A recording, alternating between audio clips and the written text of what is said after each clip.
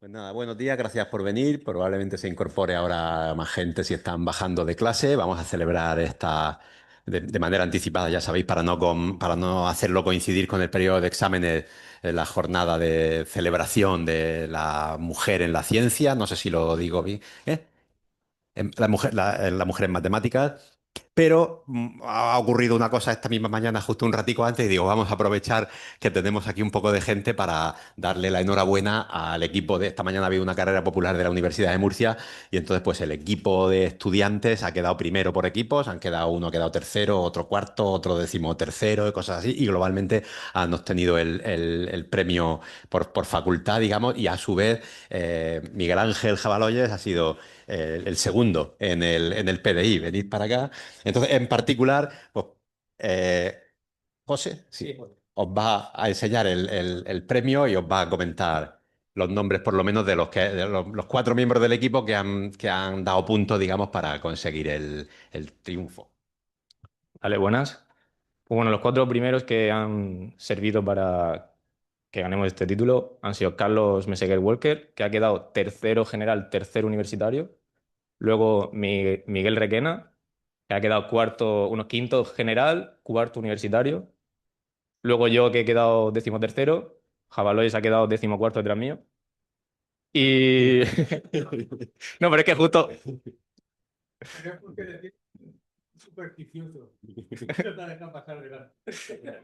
Y después el siguiente, claro, él no ha contado con lo de la facultad porque va a PDI aparte.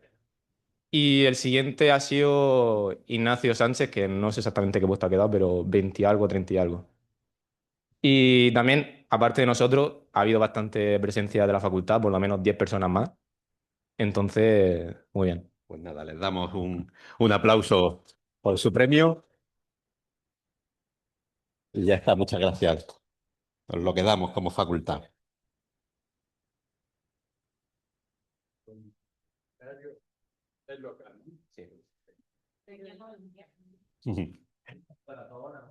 Es orgulloso de la matemática. Bien, pues nada, muchas gracias y seguimos entonces ya con el acto. Vale. Ya pues lo habréis visto en los anuncios que van a ser tres charlitas cortas de 15 minutos, una por Sine Modabasi, la segunda por Matías Raja y la tercera es la presentación de un vídeo. También os comento eso, que José, que iba a presentar el acto, se ha tenido que ir ahora de manera un poco precipitada y entonces pues yo no me sé muy bien los nombres de las charlas y eso, pero bueno, pues por lo tanto voy a dejar que se presente, que a la charla la presente cada uno de los ponentes. Primero tenemos a Sinen, que ya hace tiempo propuso celebrar esto y hacer un acto como el que yo creo que se está haciendo hoy por primera vez, y hay que agradecerte pues ese impulso, que tú estás claramente detrás de esto, y Matías, que vendrá luego, lo mismo, que también lleva persiguiendo un acto como este algunos años. Entonces, pues nada, te doy la palabra a Sinen Modabasi, profesora del área de álgebra, que no. Sí, tú póntelo alguien, como lo iba a soltar enseguida.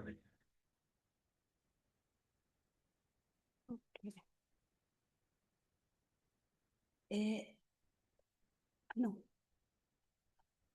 Eh, sí, sí.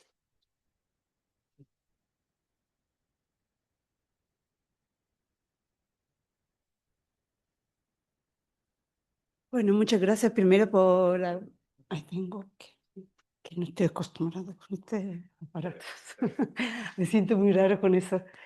Muchas gracias por venir y ha llegado más de lo que pensaba. Bueno, este es un día celebramos el día 12 de mayo, sí que llevaba mucho tiempo pensando hacer algún tipo de acto en la facultad, pero como no domino bien del calendario y de las dinámicas de estudiantes, participación, etcétera, y José es un profesor un organizador muy bueno y sabe muy bien qué horario, qué fecha, etcétera.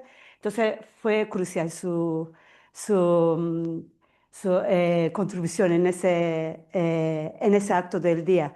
Y además también Matías me vino con esa propuesta de hablar de una matemática y genial. Así que Agradezco mucho la contribución de Matías y también el de José. Sí que en Chile habíamos realizado ciertas ediciones de ese día, pero en este día yo quería simplemente, o sea, no es una charla, simplemente un poco de contextualizar y presentación del día. Y primero hablar de qué se trata ese 12 de mayo. Bueno, ya sabéis que la medalla del FIT es el premio más prestigioso en el área de matemática y se ha dado desde 1930, algo así. Y en primera vez que una mujer que ganó esa medalla del FIT en 2014, se llama Miriam Mirzakhani, de 37 años. Y ella desafortunadamente murió de cáncer de mama y con 40 años. O sea, muy interesante porque es la edad máxima edad para obtener ese premio medalla del FIT y cáncer de mama es cáncer de mujeres, ¿no? Entonces fue muy emblemático y en 2018 en el evento satélite del Congreso Internacional de Matemática y se llamaba Women in Math cuadrado, Square, se llevó a cabo una votación de establecer el día 12 de mayo como el Día de Mujeres en Matemática. Y es el día de cumpleaños de Miriam Mirzakhani. Y se realizó esa votación, como veis en la mano, y yo estuve en ese momento, en ese acto, y una de las manos era mía. Estoy feliz de haber contribuido a ese día. Bueno, esta iniciativa surge también, como sabéis, o sea, es curioso, una única mujer en 2014, después de tantos años, obtiene esa medalla del Field, y esa iniciativa surgió en un contexto histórico y mujeres han sido muy infrapresentadas en el área de matemática, bueno, en el área de STEM, ¿no? Ciencia y ciencia teórica o tecnología. Y muchas mujeres, por ejemplo, en mi nota, han contribuido significativamente en los temas en matemática, pero lamentablemente no han obtenido un reconocimiento notable en matemática. Y entonces esa iniciativa era un poco de visibilizar el tema y de romper ese círculo vicioso sobre estereotipos de género en área de matemáticas. Este es el de 12 de mayo. Bueno, quería hablar un poquito de números porque hay casos muy históricos y todo el mundo sabe el de muchas mujeres tuvieron que ocultar su género, nombre, etcétera. Hay muchos casos. Pero quería hablar de una iniciativa eh, es un informe de brecha de género en ciencia de área de STEM y es un libro y contiene varias encuestas y análisis de algunas publicaciones y particularmente voy a hablar de un capítulo sobre patrón de publicaciones en área de matemática y la estadística. Pero ese proyecto fue respaldado también por la Unión Internacional de Matemática y otra Unión Internacional de otra área, química, física, etcétera. Y se realizaron muchas encuestas, etcétera, y millones de artículos y miles matemáticos, análisis de sus publicaciones, desde 1970 hasta 2015, por ahí. Entonces quería hablar de algunos números para un poquito tener la panorama internacional y ese fue un análisis de entre todo matemático, más de 130 países. Bueno, primero ya sabéis qué significa brecha de género. En general, la diferencia entre mujeres y hombres en términos de su nivel de participación, etcétera. Y la brecha de género en investigación hoy en día aún menos de 30% de mujeres hacen investigación, son activamente investigados, o sea, son investigadores, esto según la estadística de UNESCO. Y considerando como casi 50% mujeres, o sea, aún hay mucho que hacer, o sea, no está reflejado la población en la ciencia. Y bueno, a ver, perdón, ay, tengo que decir que he mandado el archivo erróneo. Este, si me conecto, el de OneDrive. este archivo erróneo, debía ser otro PowerPoint. Quería mostrar otro que he modificado alguna. Si me permitís 5 minutos, conectar al de OneDrive. Sage. Esto. Perdón, perdón, perdón. OneDrive. En 5 minutos. eh,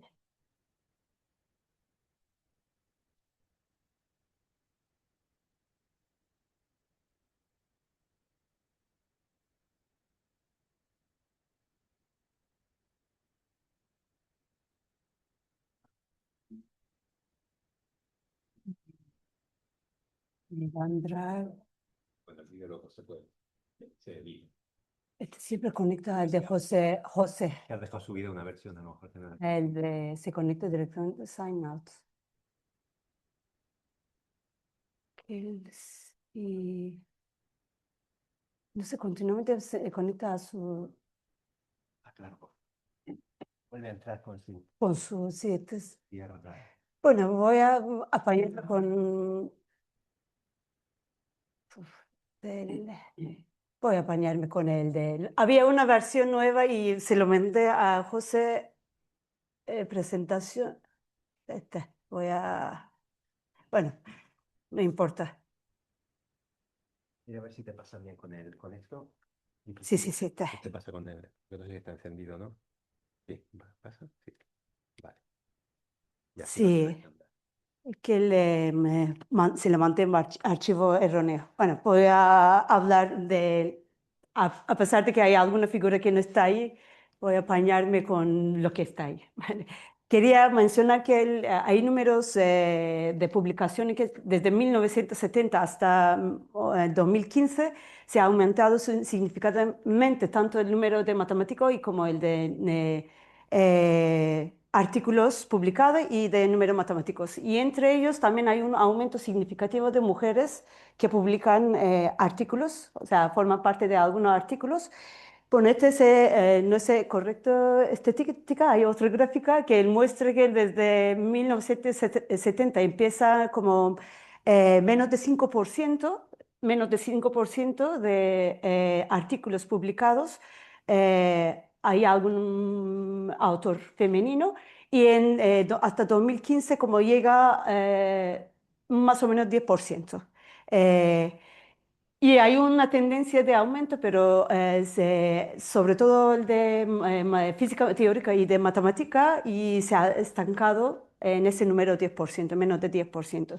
El aumento en otra área, astronomía y de más aplicativa, se ha mejorado significativamente, pero en matemática, este no es la gráfica, debía haber otro, pero es la idea. Se ha estancado el porcentaje de mujeres matemáticas en publicaciones eh, en 10%, menos de 10%. Y sí, eso era el dato. Y además hay otro dato que, bueno, eso es un dato sobre todo en las publicaciones en todas las revistas ¿sí? Indexadas. Pero hay dos cosas también de calidad, ¿no? Hay, por ejemplo, en tres revistas top, Annals, Invenciones y de revistas de American Mathematical Society, ese tres, lamentablemente el número de publicaciones que contiene algún autor femenino significativamente menos y de hecho hay algún caso en 2013, 14, 15 en de revistas de American Mathematical Society no han tenido, en esos años, no ha tenido ningún artículo con algún autor femenino. Y eso sí, el de hasta 1995 en esa revista y luego en algunos años de 2000 no han tenido algún artículo con autor femenino.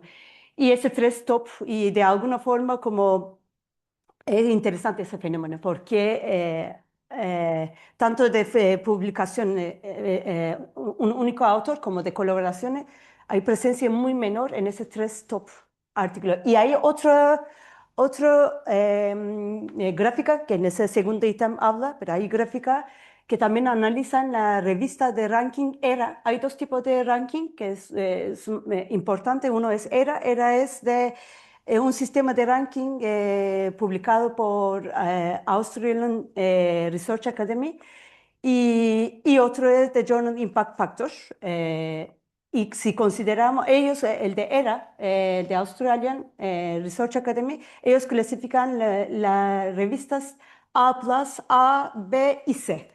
Y en en ese análisis han hecho un estudio cuánto de mujeres de un único autor de publicaciones y varios o forman parte de alguna colaboración, etcétera, como en la ranking A+, que es el mayor porcentaje, hay una desviación de 20%, menos 20%. Y mientras se baja la clasificación al C, es el menor impacto, se sube la desviación, o sea, más algo como partiendo de A+, menos 20% desviación. Según desviación me refiero como tanto de autor único como de colaboraciones. Si comparan las publicaciones por hombres y mujeres, menos 20% de mujeres autores ahí en esa categoría A+. Mientras en la categoría C, en ranking C, hay más mujeres publicando, 20% más. Y tanto esto como de otro, es algo de alguna forma como interesante, la presencia de mujer sí se aumentando, pero ¿en qué parte de calidad, ¿no? De la percepción de calidad, ya sabemos que A Plus siempre se percibe mejor calidad, y o de esas tres revistas punteros son de mejor calidad, como de alguna forma está correlacionado. Además hay otra gráfica que no está, ese tercer punto. Ellos también hacen un análisis de áreas en matemática. Mientras hay la presencia de mujeres se enfoca más en áreas más de aplicada o más colaborativa. En ese que no está, la gráfica no está aquí, pero por ejemplo, hay un cuadrado grande por ejemplo, en área de estadística hay significativamente mayor presencia de mujeres, es un área más colaborativa, más aplicada, y en áreas más pura, más abstracta, menos mujeres, publicaciones. Es interesante porque de alguna forma también en matemática hay percepción pura, matemática es más prestigiosa y en matemática más aplicada hay una percepción como se llama, entre comillas, blanda, digamos. Y se acumulan, y además hay otro estudio según la presencia de mujeres matemáticas en los países, y eso también está muy correlacionado con cómo se percibe matemática en esos países. Por ejemplo, en Argentina hay muchas mujeres matemáticas, en Turquía también hay muchas mujeres matemáticas, y salvo algunos ciertos países como muy correlacionado si cómo se percibe por la sociedad matemática. Si es un área muy prestigioso, no es tan prestigioso. Entonces, como hay una correlación, mientras hay menos, si matemática es menos prestigioso, de alguna forma se acumulan más mujeres. Y hay algunas excepciones, sí, un par de países excepcionales que salen de afuera de eso, pero otros como que caben en ese patrón. Más prestigio, menos mujer, menos prestigio, más mujer. Es interesante ese fenómeno social. Bueno, eso sí, este era mira, como podéis ver, en The American Mathematical Society, hasta 1990 no hay autores femeninas. Sí, el de Annals of Mathematics también, en los años 85 hasta 90 no hay autores femeninas. La gráfica y, bueno, esta gráfica más compleja yo quería sustituir con otra gráfica, la tasa de abandono en la carrera académica de mujeres versus hombres. Bueno, hay una tendencia, esta gráfica es un poco complejo, como he dicho, hay otra que es más explicativa. Puedo decir que como he dicho, hay aumento de matemáticas en la sociedad, hay más publicaciones y se muestra estadísticamente.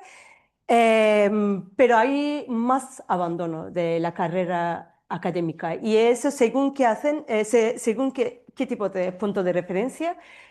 Autores toman como punto de referencia después de 5 años de su primera publicación, como porque 5 años se podría considerar como época de postdoctorado.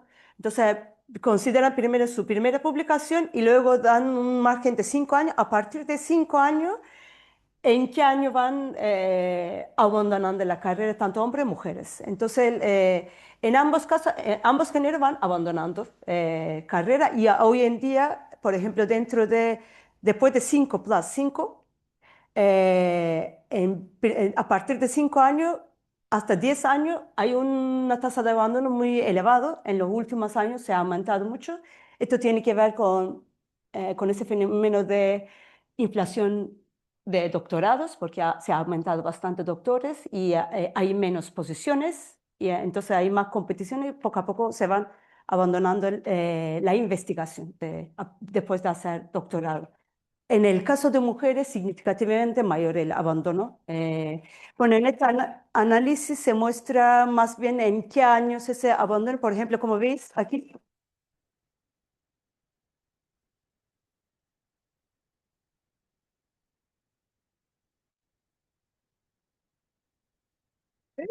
No sé.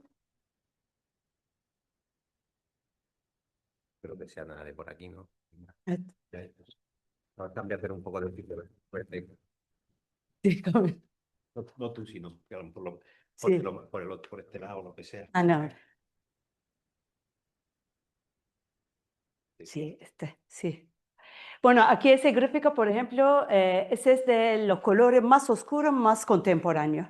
Eh, por ejemplo, el de hombre verde, más oscuro significa es el de en los años 2000. Y como ves, hay una tasa de abandono, o sea, 40% por lo menos de hombres han abandonado la carrera y este va aumentando. Y de mujeres también, pero en ese dos gráfica es una cosa rara porque hay una tasa de abandono continuo en el caso de hombres a lo largo de los años, desde 1970, 75 hasta 2000. Esa tasa de abandono como va continuamente a lo largo de los años con aumento de doctores y menos posiciones en la carrera. Pero en el caso de mujeres no es tan así continuo, porque como veis ahí los colores tonos más claros y más oscuros están un poquito entrelazados. Entonces, eso muestra que el impacto en las mujeres, o sea, obviamente hay un fenómeno de más doctores, menos posiciones, eso impacta a los hombres, tanto a hombres como mujeres, pero ¿por qué mujeres no se comportan de esa forma? No hay una tasa de abandono de forma continua, sino como a lo largo de los años, como van reaccionando de diferente forma. Ahí, bueno, hay varios factores, obviamente gente de ciencias sociales proponen alguna hipótesis sobre esto. La razón de trabajar detrás de eso, porque trabajamos ese gender gap, el de brecha de género en áreas de STEM, porque ahí efectivamente hay diferentes comportamientos.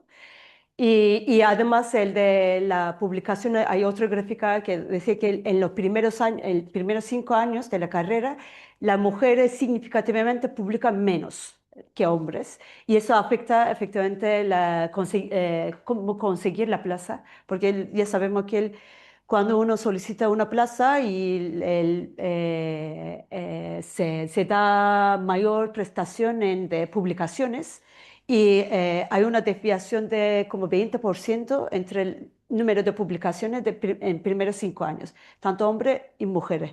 Ay, perdón, de mujeres comparando con lo de sus pares en hombres. Entonces, como eso implica, se crea un círculo vicioso, como de menor posibilidad de ganar la plaza en las universidades. Por eso es sumamente importante crear cierta política para romper ese círculo vicioso en área de STEM. Bueno, con esto, a ver, creo que esta es mi última. Sí, con esto ya termino. Ahí, si queréis, podéis echar un vistazo a ese libro porque tiene también encuestas, etcétera. Es bastante bien bonito y el artículo Bueno, el de esa sección que os mencioné tiene una versión más ampliada publicada en una revista de forma más amplia y si os interesa podéis echar un vistazo. Y con esto ya dejo la palabra a Matías.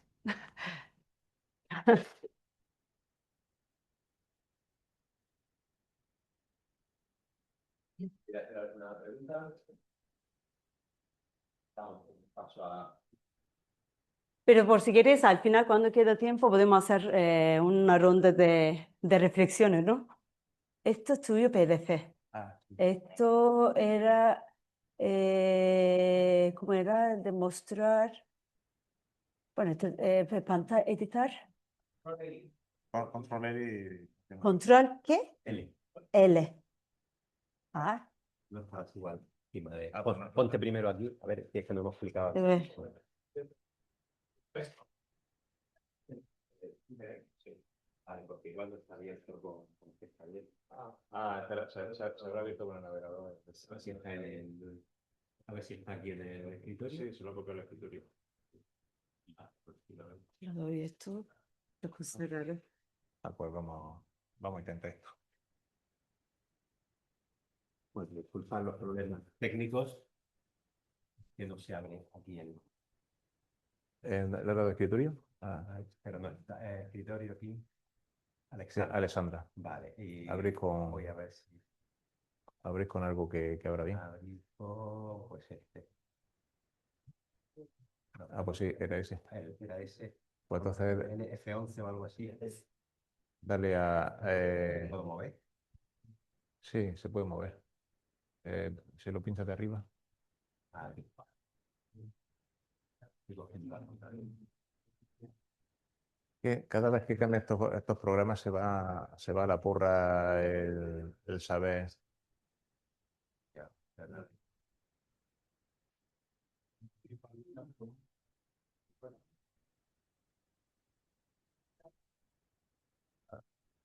Sí, electrónica, todas las herramientas que no tienen aquí. A ver, no hay un menú de visualización. Buscar una página de la directamente. Ahí, pantalla completa, abajo. Vale. Y ya lo otro es coger esto. Sí, no, ahí no molesta mucho. Molesta mucho, pues ahí se va a quedar. Sí, Bueno, sí. pues nada, damos paso ahora a la segunda intervención, que es de Matías Raja. Nos va a contar una cosa que seguro que ya nos lo dice él, que lo podemos ver luego en su blog, sobre esta historia interesante y significativa de los cuatro apellidos de Alejandro. Bueno, pues antes de nada, gracias Alberto, gracias José también por promover esto y a Sinem por haber insistido tanto en que salga adelante por fin. Y bien, ocurre que muchas veces cuando se piensa en mujeres matemáticas, pues siempre se empieza con una lista que va de Hipatia o Teano hasta Miriam.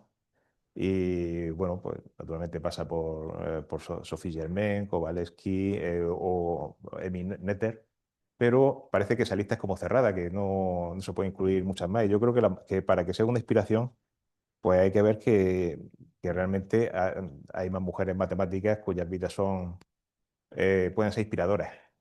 Y bueno, imaginad que esta señora que he puesto aquí está ahí esperando el autobús y se lo sienta al lado y empieza a contar su vida. Pues puede ser como Forrest Gump, porque sus vivencias son absolutamente increíbles. Quizás con el sesgo hacia las matemáticas, no como Forrest, que cubre distintos aspectos, pero empezáis a saber sobre ella y esa es la sensación. ¿Cómo llego yo aquí a esto? Yo quiero contar cómo llego porque me parece relevante. Cuando ter- acabo la carrera, pues quiero hacer la tesina, entonces me gusta la teoría de la medida, estoy con Gabriel Vera y me empieza pues pasar artículos. Y a mí me hace pues, un poco gracia el apellido compuesto de Ionescu Tulcea.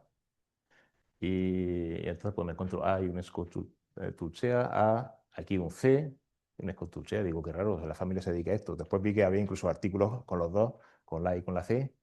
Y después A, Bellow. Y entonces Gabriel me dice que es la misma persona que A, Ionescu Tulcea, y que ella es la buena, no el C, Ionescu Tulcea. Y entonces tú me da que pensar, dice, y además me da el dato de que Belu es por un premio Nobel de literatura, Samuel Belu. Bueno, no le doy excesivamente importancia en ese momento, pero en un momento dado, en cuanto se busca algo más de información, pues empiezan a salir cosas muy interesantes. Entonces, como a mí me resulta interesante, pues creo que os pueden resultar interesantes a vosotros y quiero compartirla aquí. ¿Por qué se llama esto los cuatro apellidos de Alexandra? Bueno, en parte tiene que ver también con la visibilización, porque cuando veis aquí A y UNESCO Dulcea, pues no se sabe el género, no se sabe si mujer o no. Normalmente los nombres se abrevian. Y luego que el nombre cambie, pues también pues eso ocurre en muchos países, con el matrimonio legalmente cambia el nombre y sigue ocurriendo hoy día. Aquí no tenemos necesidad de eso. Podéis discutirme, pero vale, el apellido es del padre, pero vale, es tu padre, no un marido que puede durar 10 años, así en media.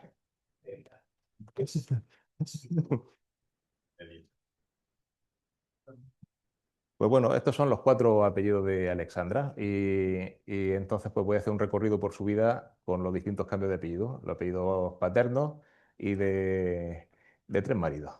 Eh, Parece como una cosa frívola. No estamos hablando de una actriz de Hollywood, estamos hablando de una matemática muy buena y va a haber, digamos, conexiones con cosas que seguramente os sean un poco más familiares.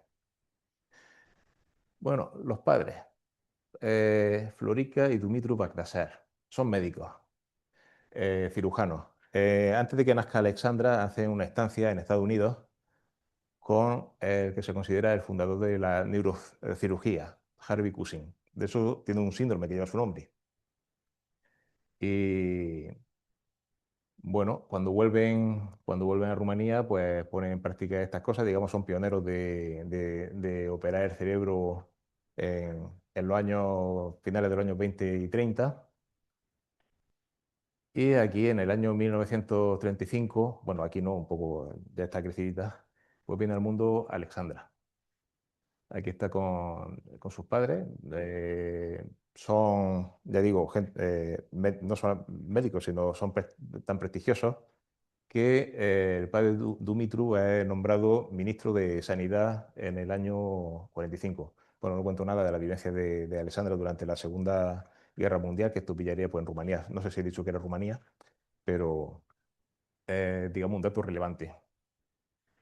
El padre muere de un infarto al corazón y entonces pues su Florica pasa a ser ministra de Sanidad desde el 46 hasta el 51. Eh, bueno, ¿qué ocurre en aquel tiempo? Pues bueno, Rumanía estaba en la zona tras el telón de acero, influencia soviética, y Joseph Stalin pues tenía digamos, una forma de hacer política. No vamos a entrar en detalles históricos, pero vamos, no, no puede ser su enemigo, esencialmente. Y Dumitru y Florica, como habían viajado por Estados Unidos, pues eran susceptibles de ser personas subversivas, porque conocían cómo era el mundo al otro lado. Entonces, Florica cae en desgracia y eso pues ocurre pues, más o menos a comienzos de los años 50. No recuerdo muy bien el tipo de represalias que tiene, pero Alessandra, que va al instituto y comienza a ir a la universidad en esa época, pues como si fuera una apestada. Stalin muere en el 53 y en el 56, hacia el 56, Florica es rehabilitada, le ofrecen volver al Partido Comunista, ella dice que no en la vida, y en el 57 la hacen vicepresidenta de Cruz Roja para Rumanía, lo que le permite salir fuera del país y viajar y ver a su hija, porque Alexandra no volvió mucho por Rumanía después de eso. Bueno, no me ha hablado de por qué Alexandra sale de Rumanía, eso llegará en ese momento. Esta foto está tomada en Oberwolfach, donde pues, aparentemente dejaban visitar a los padres. Eh, bien, el segundo apellido. Tenemos que Alexandra pues, comienza a ir a la universidad a estudiar matemáticas. Eh, en las entrevistas que he leído, no sé muy bien por qué con los padres médicos se mete, decide estudiar matemáticas, pero bueno, es una cosa totalmente ilícita. Y ahí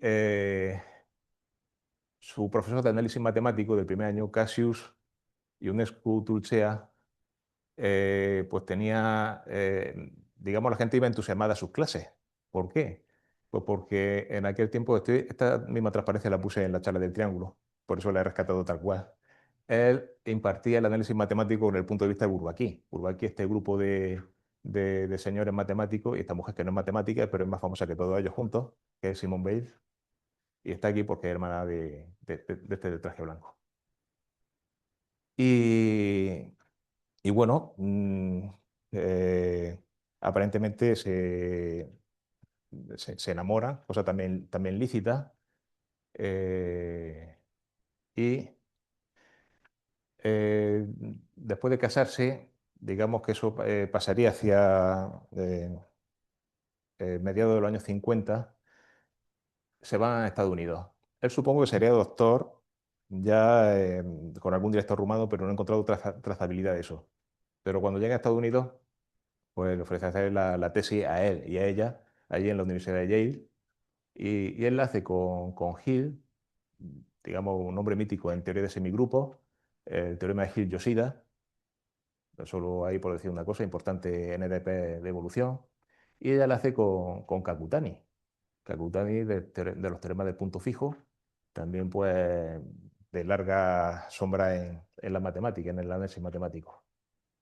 O sea, ya digamos, los directores que les tocan en la Universidad de Yale ya son en sí mismos gente que forma parte de la mitología de las matemáticas. Por dar algún dato, Cassius fue director de este señor, Langlands, que todavía vive, y es premio Abel, y el programa de Langlands es, digamos, uno de los programas más ambiciosos de investigación matemática porque trata de relacionar conjeturas que vienen de geometría algebraica, topología diferencial, hipótesis de Riemann, lo mezcla todo. Eh, bueno, avancemos un poco por la vida. Esto es una escultura de esta móvil de Alexander Calder, que creo que está en el MoMA. ¿Por qué la pongo? Bueno, Alexandra y Cassius trabajan en teoría de martingales. La martingala, pues, bueno, es una noción matemática donde una variable avanza y de un paso a otro, pues, digamos que un punto se ramifica en algo de suma cero. Y esa suma cero pues viene, digamos, ilustrada por el equilibrio. Eh, Esto se puede ver como una representación un poco artística, salvando la diferencia de lo que una martingala. Y gracias a, bueno, aparte gracias a ese trabajo con martingalas, ellos estaban en la Universidad de Yale, encuentran trabajo en Pensilvania y consiguen mejorar las condiciones laborales e irse a la Universidad de Urbana-Champaign, creo, donde se ven obligados a modificar la normativa contra el nepotismo, porque claro, llega un matrimonio junto y hay que contratarlo a los dos, y eso pues no estaba bien visto. Pero bueno, era un buen fichaje y trabajaron, aparte de martingales, en lo que se llama la teoría del lifting.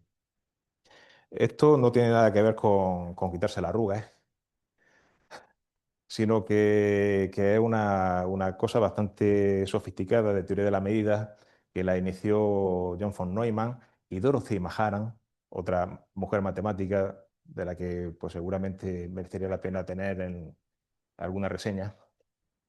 Y tiene que ver con el hecho de que el espacio de funciones es el infinito, son funciones integrables esencialmente acotadas por un teorema de álgebra isomorfo a un CDK, y en un CDK las evaluaciones puntuales son funcionales lineales continuos, pero en el infinito no tiene sentido hacer evaluación de funcionales lineales continuos porque son clases de funciones que se pueden cambiar en casi todo punto, entonces la evaluación puntual no significa absolutamente nada.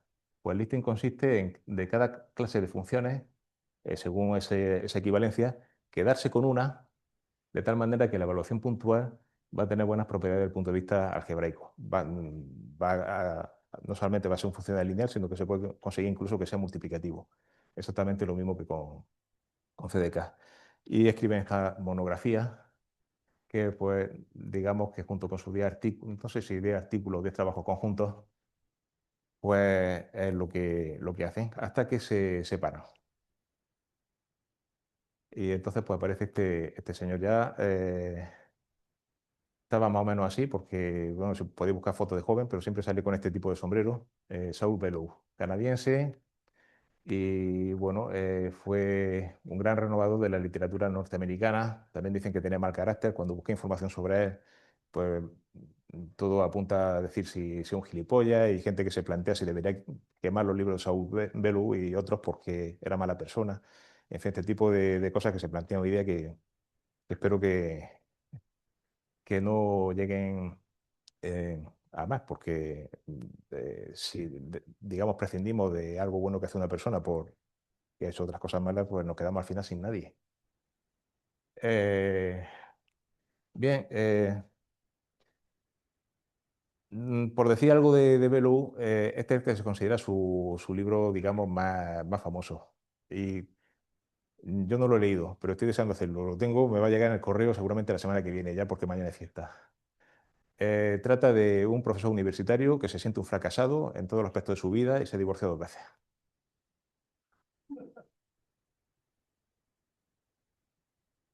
Interesante. Bueno, aquí los vemos. Ella fue bastante feliz los 10 años de su matrimonio porque dice que Saúl le abrió como digamos, la puerta a la literatura inglesa. Ella se aficionó mucho a la... claro, pensás que el inglés no era su lengua materna y para ella pues fue una, digamos, como una revelación en ese aspecto de su vida. Belu recibe el premio Nobel 1 año después de casarse. Aquí lo veis estrechando la mano al rey y aquí está Alexandra. Pues nada, aquí en una recepción con el rey de Suecia, recibiendo su marido el Nobel. Una cosa que le pasa a cualquiera. Eh, y entonces buscando, pues se encuentra uno esta foto que yo no sabía muy bien lo que era. Me costó trabajo interpretarla porque digo, serían como John Lennon y Yoko Ono protestando en la cama por alguna guerra, no me cuadraba la cronología y resulta que es como una especie de ceremonia que le hicieron en el hotel de Estocolmo donde estaban alojados, mm, que no sé si tiene algo que ver con algún libro de Saúl, pero vamos, se lo tomaron de manera muy simpática.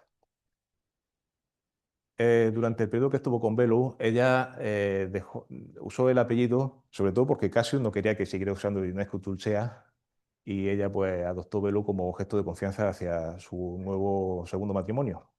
Hay varias fotos que se pueden ver en el archivo de Bergolfat, donde aquí está con Joran Lindestrauss, que todavía tenía pelo. Joran Lindestrauss es una leyenda en el espacio de Banner, por eso lo he puesto. Aquí está con otros 2 personajes, este Boreski, que bueno, tiene 2 teoremas famosos, pero digamos que sus teoremas abren eh, cosas totalmente nuevas. Un principio de concentración de la medida de Paul Levy que nadie le había hecho caso, gracias al teorema de Boresky, la reinterpretación que hizo Vitali Milman de la prueba, pues se convirtió en una rama muy fructífera de las matemáticas que prácticamente desemboca en el premio Nobel de Michel Talagrand hace un par de años. Este Sucheston, pues es de Brune Sucheston, el inventor de los spreading models, otra cosa que nos gusta mucho en espacio de Banach. Ella en estos congresos de Bergolfa pues ponía algunos problemas. En este tiempo empezó a dedicarse a teoría ergódica. La teoría ergódica tiene que ver con iterar algo, sumarlo, sacar el promedio y ver si converge o no. Esa iteración pues, puede ser un operador que se va elevando a distintas potencias o motivada por una transformación del espacio en sí mismo que conserve la medida. Y normalmente pues, se consideran potencias sucesivas. Esto permite usar varios trucos. El teorema ergódico de Birkhoff pues, se demuestra con relativa facilidad. Pero ella dijo, ¿y si ponemos n cuadrado? O ponemos los primos. Bueno, pues claro, esto suena muy inocente, pero y dice, pues, ¿para qué voy a pensar yo en eso? Pues alguien se lo tomó en serio, Jean Bourgain, y resolvió esos problemas y recibió la medalla Fields, principalmente por las contribuciones en teoría ergódica y armónico, porque sus contribuciones en espacio de Banach pues, están menos valoradas. Bourgain es también un personaje. Y alguien que lo conoció cuando era todavía estudiante le preguntó que cuál era, digamos, su objetivo en la vida. Él dijo, pues quiero ganar la medalla Fields, quiero trabajar en el Instituto de Estudio Avanzado de Princeton y quiero ser rico. Las 3 cosas las consiguió. Y aparte de eso, lo nombraron barón. Es belga, y entonces, pues como Bélgica tiene rey, pues pueden hacer esas cosas. Eh, Ya digo, Burgan no le da mucho crédito a Alexandra, le da más a Fustenberg en el tema de los problemas, pero pero bueno, eso es, todo el mundo reconoce que contribuyó, digamos, en ese sentido poniendo los problemas. ¿Qué pasaba en Rumanía mientras tanto? Bueno, este fue el último dictador de Rumanía antes de la caída del muro, Nicolae Ceausescu, del que en los años 60 sus políticas pues, tenían buena fama porque contribuyó de manera muy importante al crecimiento de Rumanía y era bien visto, pero en el año 71 viajó a China y entonces lo que estaba haciendo Mao allí, la revolución cultural, le pareció que eso era el futuro y volvió a Rumanía con un montón de medidas nuevas, como por ejemplo cargarse los cascos viejos de las ciudades para eliminar, digamos, reminiscencias del pasado, como que la gente podía tener una casa unifamiliar y diluir la diferencia entre ciudad y campo. Bueno, le fueron cogiendo odio y digamos que cuando cayó el muro, en lugar de detenerlo y juzgarlo pues como a otra gente, una turba lo mató a él y a su mujer. Y vamos al último apellido, Calderón por Alberto Pedro Calderón. Es matemático argentino, muy conocido en análisis armónico, en integrales singulares, operadores, EDP. Bueno, un poco sobre su vida porque es curioso. Él nace en Mendoza, en Argentina, una ciudad que está pegada a los Andes, pero como los Andes son una cordillera en general muy elevada, allí no entran los aires húmedos del Pacífico. Y entonces en Mendoza, una vez que pasé por allí, me dijeron, aquí no crece ni un yuzu. Y su padre era médico, en eso coincidí con Alexandra. Eh, Wikipedia describe a su mujer como un alma libre, aunque no he podido averiguar más sobre ella, la primera mujer que condujo un coche allí en Mendoza. Y bueno, estaban acomodados. De hecho, lo mandan 2 años a un internado en Suiza y allí es donde él tiene la revelación de las matemáticas, pero el padre le convence que con las matemáticas no se iba a ganar la vida y se convierte en ingeniero y trabaja para YPF, la empresa petrolífera, durante algunos años. Pero estos dos señores de aquí, hay que recordar que en ese tiempo Argentina era un lugar de acogida de muchos matemáticos exiliados por la guerra civil en España. Rey Pastor no estaba exiliado en Argentina, pero iba y venía, como Pedro por su casa, entonces pues allí contribuyó a desarrollar una escuela, allí estaba Santa Luz, que sí estaba exiliado, y ese era el ambiente que tenía y Rey Pastor y su entonces asistente, Alberto González Domínguez, le convence a Calderón de que retome las matemáticas. Con una beca Rockefeller se va a Chicago. Allí pues establece contacto con Anthony Simon, que entonces debía tener más o menos su edad. Pero he puesto esta foto porque sale con Elias Stein, porque la escuela de análisis armónico de Chicago la llamaban oficiosamente la Hard Analysis School, porque hacían cosas muy, muy duras, obviamente, como dice la palabra. Y solo por decir así alguna cosa, bueno, Stein fue discípulo de Sigmund. Stein a su vez dirigió la tesis de Charles Fefferman, otro medalla Fields, que además dirigió la tesis de Antonio Córdoba, que viene por aquí de vez en cuando a contarnos cosas. Es decir, que todas estas ramificaciones pueden ser interesantes. Para Antonio Avilés creo que Sigmund dirigió también la tesis de Cohen, aunque no sé, supongo que no sería teoría de conjunto en ese momento.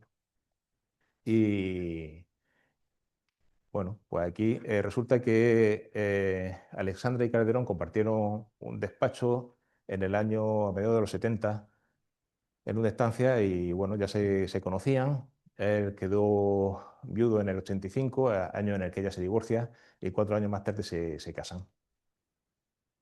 Y bueno, trabajaron juntos no mucho, lo que podían hacer, ya estaban mayores y ella, claro, interesada en la teoría ergódica. Calderón había hecho algo en teoría ergódica antes de que se conocieran, pero bueno, aquí pongo su penúltimo trabajo, donde yo digo Alexandra Calderón y aquí firma como Belu. Es que en las matemáticas firmaba como Belu, pero aquí, por ejemplo, este artículo que escribió sobre la vida de su marido ya después de que muriera, pues añade el apellido Calderón, para que no dejarme a mí mal por hablar de los 4 apellidos. Y por decir así algo curioso, no sé cómo voy, me estoy pasando.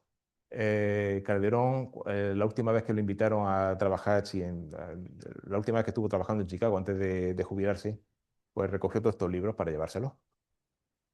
Y me hace gracia que se llevara también el análisis algebraico de Henri Pastor, que matemáticamente no le aporta mucho, pero se considera el libro mejor escrito de Henri Pastor de todos de los muchos que escribió. Y aparte, el 11, que no sale aquí, es una traducción de poesías que él hizo al inglés. Y entonces dejo esta a ver si la reconocéis. Again will dark... Bueno, volverán las oscuras golondrinas. Y ya después de que muriera Calderón en el 90 y bueno, ya se me va de la cabeza, Alexandra no trabajó tanto en matemáticas, pero estaba en un club de lectura y fue una influencia para distintos estudiantes de filología inglesa. Entonces está Daniela Gutiérrez Flores que escribe este artículo, porque hay que decir que, bueno, yo cuando me interesé por la vida de Alexandra fue hace 2 años, estaba todavía viva, pero murió el 2 de mayo del año pasado, o sea, se va a cumplir un año de su muerte, y entonces empezó a aparecer más información en forma de obituario, y me he ido enterando de algunas cosas. De hecho, otra estudiante de filología inglesa que entró en contacto con ella me escribió hace 2 días un correo. Trabaja en la Universidad de Cáceres. Y me dijo algo así más o menos halagador sobre el podcast. El podcast es bastante más breve que lo que estoy contando aquí, y que estaba preparando una biografía sobre ella, cosa que creo que se merece. Y bueno, hasta aquí quería contar.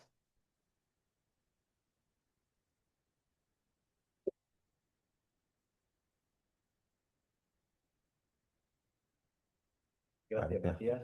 ¿Hay alguna pregunta?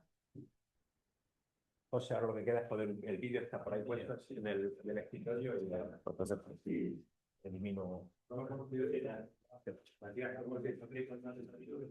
¿Cómo? Ah, Burgán, porque esta gente podía trabajar en varias universidades a la vez y en las universidades norteamericanas negocia el sueldo. Mucha gente así que está a caballo por el Atlántico. Entonces, en sus países, digamos, de origen cobran el sueldo de funcionario y allí negocian con el rector.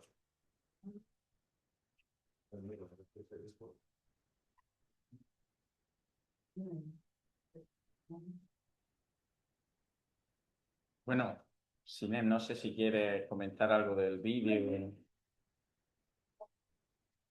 Bueno, la Unión Internacional de Matemáticas tiene una parte subgrupo de mujeres matemáticas y esto promueve, bueno, si queréis podéis echar un vistazo a la página de 12, mayo de 12. O que sea con la Y- mano, sí que se te oiga. El de, bueno, eso, estaba diciendo que Unión Internacional de Matemáticas tiene un subgrupo de subcomité para mujeres en matemática y con colaboración de ese subcomité, ellos promueven esa actividad de mayo de 12 y ellos tienen una página de web y anualmente publican o hacen alguna película documentales, etcétera.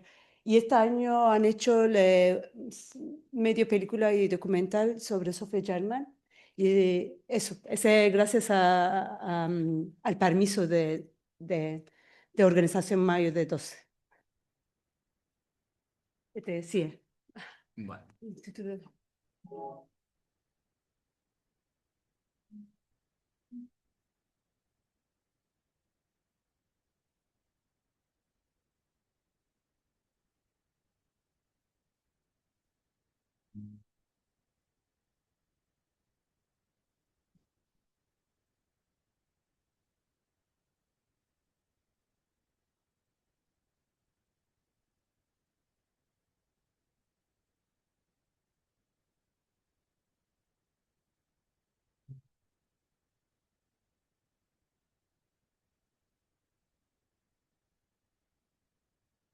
Je me présente, je suis Sophie Germain, mathématicienne et philosophe. Je suis née à Paris en 1776, peu avant la Révolution, et j'ai vécu à Paris jusqu'en 1831. Vous connaissez les théorèmes de Pythagore ou de Thalès, et peut-être des théorèmes plus récents dus à Euler ou à Gauss. Eh bien, moi aussi, j'ai démontré des théorèmes. Il n'y a pas que des mathématiciens, il y a aussi des mathématiciennes. Je suis mathématicienne et fière de l'être. Mais ma vie en tant que femme scientifique ne fut pas si facile. Je vais vous la raconter.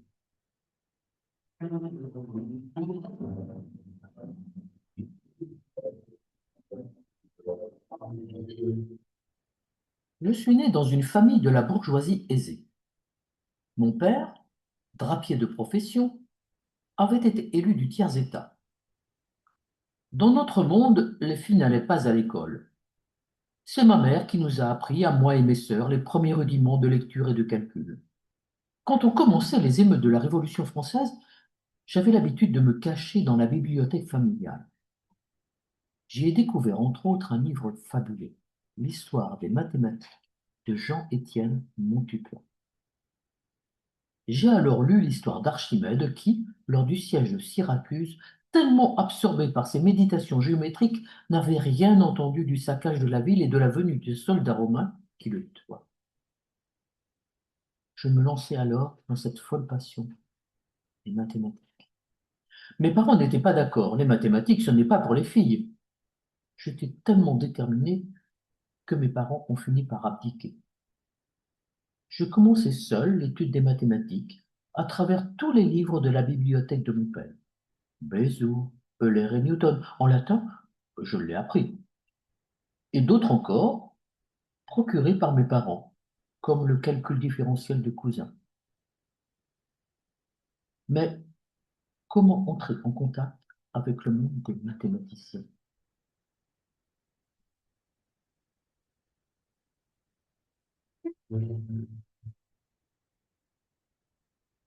En 1794, l'École centrale des travaux publics venait d'être créée.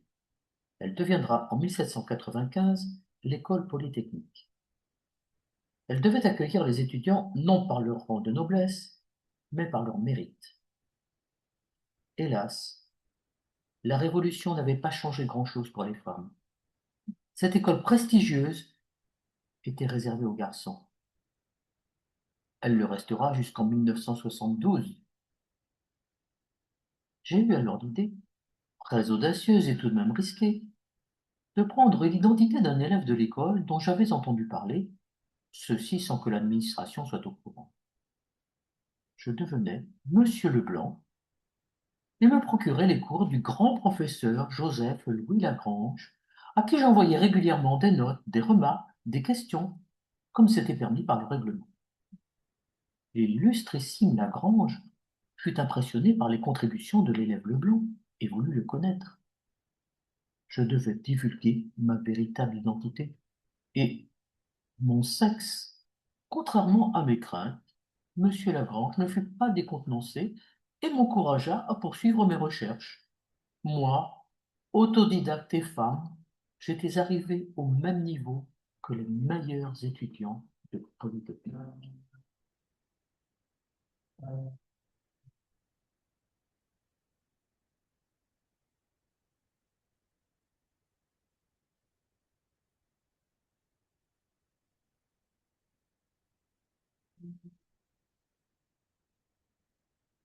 En 1798, Monsieur Lagrange me conseilla la lecture du dernier ouvrage d'Adrien-Marie Legendre, Essai sur la théorie des nombres. Je découvrais alors un problème incroyable.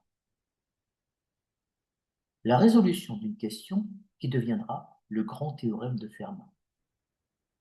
Pierre de Fermat était un juriste et mathématicien toulousain et, vers 1640, il avait énoncé dans la marge de son exemplaire de la traduction des arithmétiques du mathématicien grec Diophante une propriété étonnante des nombres entiers. Il avait écrit qu'il manquait de place pour la démonstration. Depuis, plusieurs s'y étaient attaqués sans succès. Je décidai de me consacrer à ce problème et trouver une voie nouvelle, qui ne permit pas de résoudre complètement, malheureusement, la question. Elle ne le sera qu'en 1994. En 1802, Monsieur Legendre m'avait encouragé à lire le livre Disquisitiones Arithmeticae du grand mathématicien allemand Carl Friedrich Gauss, comme on appela plus tard le prince des mathématiciens. J'ose dire que je fus une des premières à lire ce texte en latin et à en comprendre toute la nouveauté. j'ai eu un échange épistolaire avec lui sous l'identité de Monsieur Leblanc, que j'avais reprise pour l'occasion. J'avais trop peur de ne pas être prise au sérieux si j'avais signé Sophie Germain, une femme. Et de fait, Monsieur Gauss fut très intéressé et, je l'avoue, surpris par la qualité des réflexions de ce Monsieur Leblanc. 1806, Napoléon envahissait la Prusse et la ville de Brunswick où habitait Monsieur Gauss était assiégée. J'avais très peur. J'ai chargé un ami de ma famille, général, de le sauver pour lui éviter de subir le sort d'Archimède.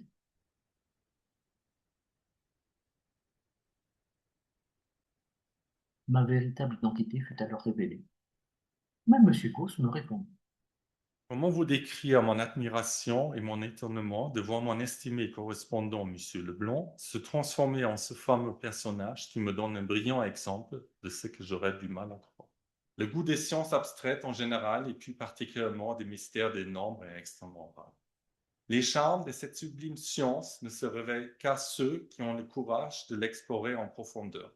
Mais quand une personne du sexe qui, du fait de nos coutumes et préjugés, doit surmonter plus de difficultés que les hommes pour se familiariser avec ces épineuses questions, réussit néanmoins à dépasser ces obstacles et à appréhender leur partie la plus obscure, alors elle doit sans aucun doute posséder un noble courage, des talents extraordinaires et un esprit supérieur. De fait, rien de plus flatteur et moins équivoque que la prédilection avec laquelle vous avez honoré cette science, qui a enrichi ma vie de tant de joie, ne pourrait me montrer que ses attraits ne sont pas chimériques.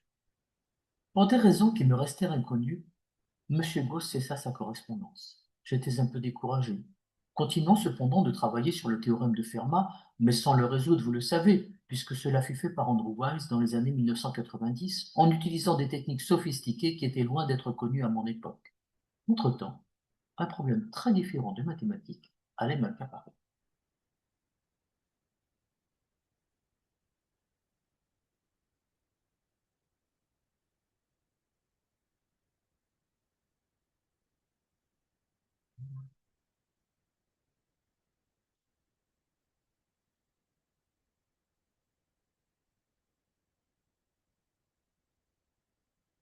Le physicien allemand Ernst Chladni était venu présenter à l'Institut une expérience étonnante.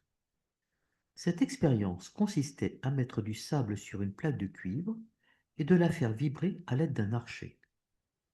Il se formait alors des figures géométriques. On pouvait voir le son. Enthousiasmé, Napoléon demanda en 1809 la création d'un prix de l'Académie des sciences pour récompenser un travail qui donnerait une explication mathématique à ces phénomènes. Le prix fut mis au concours 3 fois, et à chaque fois, je m'obstinais à candidater. Les premiers retours furent douloureux, comme me l'écrivit Legendre en 1811. Mademoiselle, je n'ai pas de bonnes nouvelles à vous donner de l'examen du mémoire. On trouve que votre équation principale n'est pas exacte. La source de votre erreur paraît être dans la manière dont vous avez cru pouvoir déduire l'équation de la surface vibrante de l'équation d'une simple lame. C'est dans les doubles intégrales que vous vous êtes égaré. Je n'en rends pas moins justice à des efforts qui sont louables en eux-mêmes, quoiqu'il n'est pas l'issue que j'aurais désirée. Mais c'est une raison de plus de garder l'incognito, et je vous promets de mon côté de garder le plus profond silence. J'imagine que la même question sera posée avec un nouveau délai. Ainsi, miséricorde n'est pas perdue. Au contraire, il faut plus que jamais songer à remporter la palme. Agréez, mademoiselle, les sentiments affectueux de votre dévoué serviteur, Legendre. Cependant, ma persévérance fut récompensée. En 1815, j'ai obtenu le prix tant convoité. Je ne me présentai pas à la cérémonie de remise du prix, ce qui ne manqua pas de faire du bruit dans le tout Paris. La classe des sciences mathématiques et physiques de l'Institut a tenu, aujourd'hui 8, sa séance publique devant une assemblée fort nombreuse qu'avait attiré sans doute le désir de voir une virtuose d'un genre tout nouveau, mademoiselle Sophie Germain, à qui le prix des lames élastiques devait être donné. L'attente du public a été trompée. Cette dernière n'est point venue recevoir une palme que son sexe n'avait pu encore cueillir en France. En vérité, M. Delambre avait oublié de me faire parvenir à temps les billets nécessaires pour moi et ma famille. Les femmes n'étaient pas autorisées à assister aux séances de l'Académie, sauf les épouses des académiciens. Avoir un prix ne suffisait évidemment pas. Il faut dire que j'étais la première femme dans ce cas. Plus tard, Joseph Fourier, élu secrétaire perpétuel en 1822, m'autorisa à participer aux séances de l'Académie des sciences. Paris, le 30 mai 1823, le secrétaire perpétuel de l'Académie. Mademoiselle, j'ai l'honneur de vous prévenir que toutes les fois que vous proposerez d'assister aux séances publiques de l'Institut, vous y serez admise dans l'une des places réservées au centre de la salle. L'Académie des sciences désire témoigner par cette distinction tout l'intérêt que lui inspirent vos ouvrages mathématiques et spécialement les savantes recherches qu'elle a couronnées en vous décernant un de ses grands prix annuels. Agrée, mademoiselle, l'hommage de mon respect, Joseph Fourier.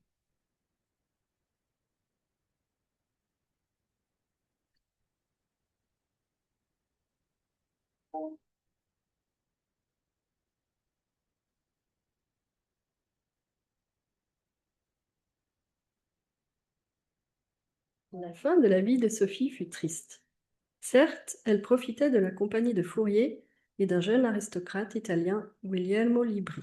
Elle se passionnait pour la philosophie, mais elle se sentait très isolée dans ce monde exclusivement masculin des mathématiciens. Et puis, elle souffrait d'un mal terrible. Elle est morte le 27 juin 1831 d'un cancer du sein. Au paradis des mathématiciennes, Sophie a été rejointe par Mariam Mirzakhani, décédée en 2017, trop tôt, à tout juste 40 ans, de la même maladie. Mariam est la première et unique femme à avoir obtenu la prestigieuse médaille Fields, qui existe depuis 1936. Il y a bien de nos jours quelques mathématiciennes à l'Académie des sciences, mais de là-haut, Sophie doit se demander si la situation a vraiment bien changé.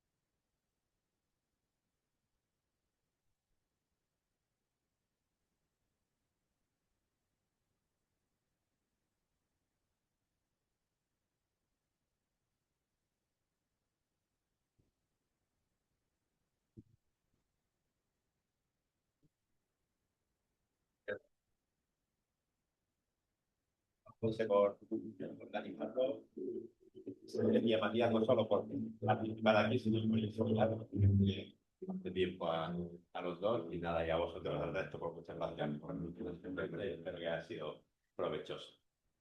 Muy bien.